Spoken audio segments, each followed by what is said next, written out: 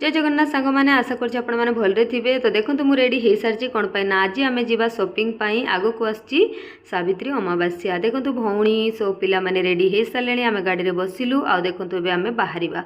एठी आमे पहुंची गलु मॉल पिला माने एठी बसिथिले मु गली आ भौणी माने शॉपिंग पई पिला मानकु बदमाशी देखि कि मु गली आइसक्रीम और लेज आनिबा पई तांकु देई देलु से खाइबो कि एन्जॉय करथुले आ आमे शॉपिंग करलु। पुणी समस्त को भोक होतला सेतु पई गलु समस्ते खाइले रोल चिकेन पकोड़ा किंतु भाई और मु खाइलुनु कोन पय आज सैटरडे थिला आमे खाइबुनु।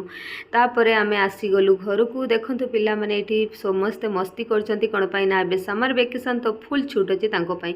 भौणी कहछि चलो खाई की रेस्ट करो तो पिला माने सेइथि पय एबे गले धुआ धुई करके आसी गले। एठी भौणी आनी के देला पूरी तरकारी पिला माने खाइले सोई पड़ले। केमति लागियो वीडियो टी निश्चय जणेबे। भल लागले please like and subscribe. Bye bye.